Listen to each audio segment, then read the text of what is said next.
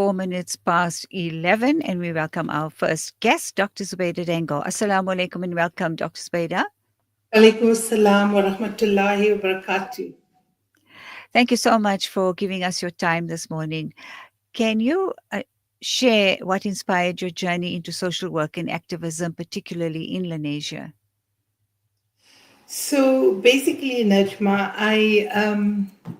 I think even as a child, I was always drawn to talking with people and found that at school, even high school, I always had people coming to ask me for things or to tell me about their problems. So I think I was just kind of inclined that way from a very young age.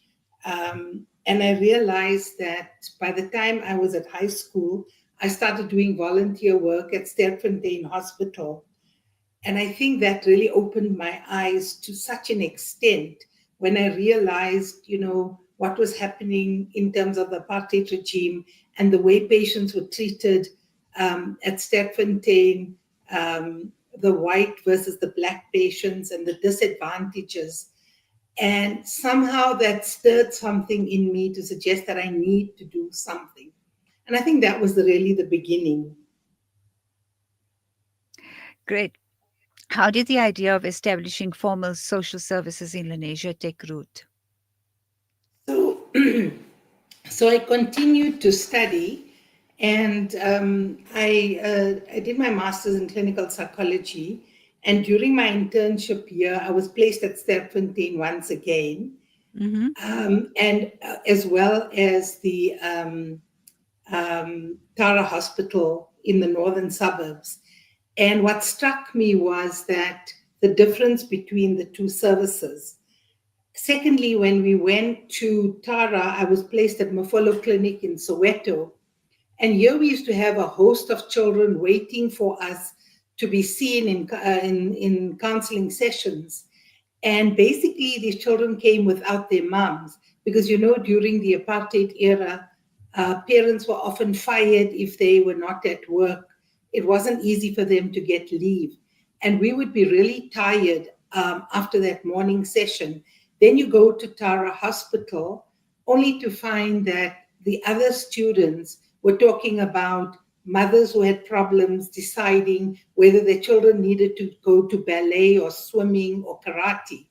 And we would often fall asleep. So the reality of life was very, very different for us coming from, the suburbs that we did. Mm-hmm. And I think this really inspired me because we realized that there were very few services. Our supervisors never came out to check on what was actually going on in the townships. Did you receive any resistance in the early years when you were establishing or thinking of establishing the organization you run now? So basically, in the initial years, not early, very early on, but once we were established, it became difficult because gender based violence is something that was often swept under the carpet.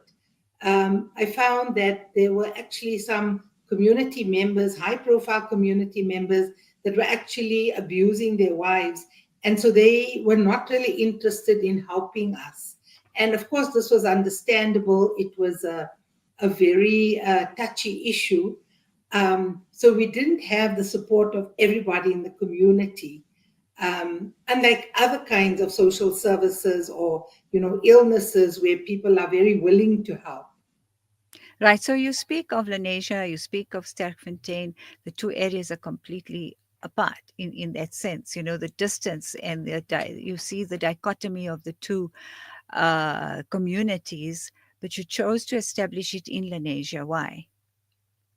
So actually, I didn't initially choose to do it in Lenasia. We were looking at doing it in El Dorado Park, where I was working at the time with the UNISA Health Psychology Unit. But I had decided to leave there because there was already a service, and I wasn't very happy with, the patriarchal environment that I work in. So I decided to leave. And I informed the funders who were going to set up a shelter there that I was going to leave, and I was going to find a new job the following year. They then said to me, please, can we just be in touch with you? I then left, and 2 weeks later, they called me and said, if you want to start something, we will fund you. Because they came out and saw the kind of work we did out in the communities, Hmm. at churches, at different community spaces. And that's how Nisa actually began. So we went out looking for spaces in Soweto and sort of all the close by areas, but couldn't find any space at all. And they suggested, well, why don't you try finding something in Lenasia then?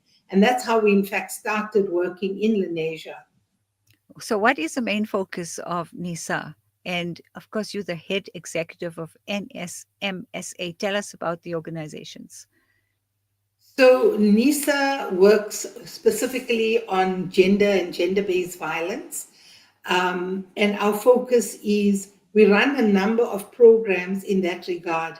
And we work from grassroots at a multifaceted level to international level as well.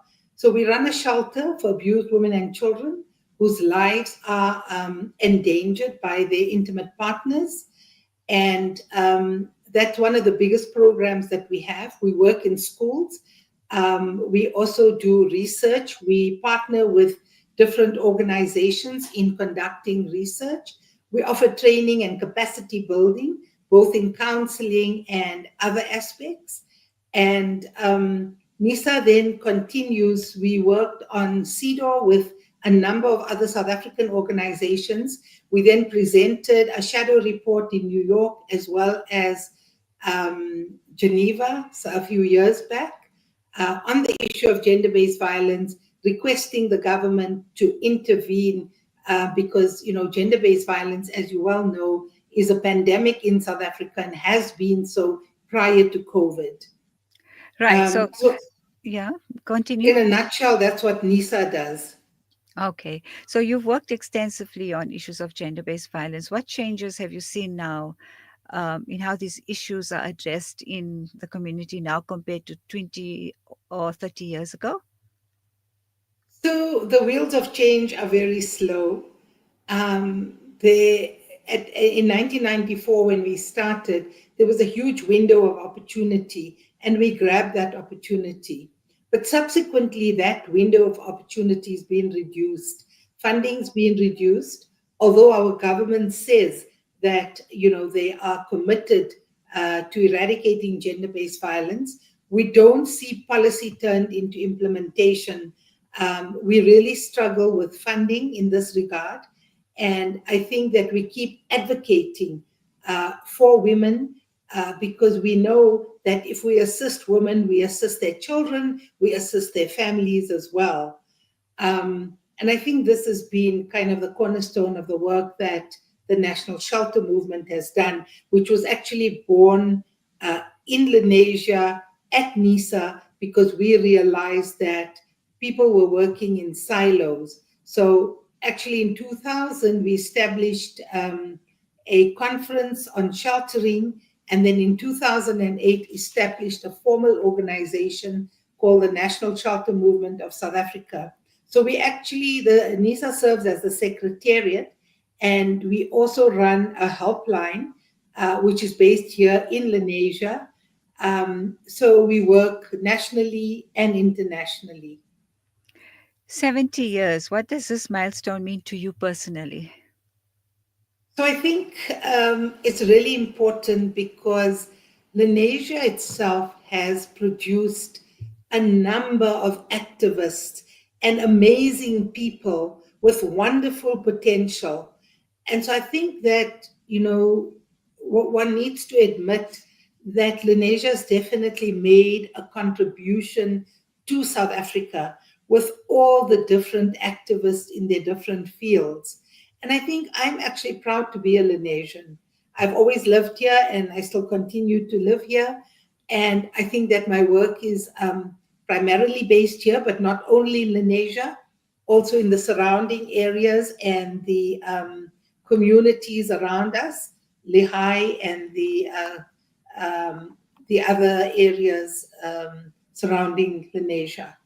Right, and now with the broader community, as it were, it's not just Lenasians, because during apartheid you were servicing just the Indian community in Lenasia. Now we have this huge informal settlement and a broader south that you in fact servicing. So definitely a need, and I agree. I couldn't agree with you more about the activists and the proactive members of our community that have shone through incredibly well. So thank you so much for sharing this little bit of your participation, and in fact being one of those that contributed to Lenasia in this very noble way.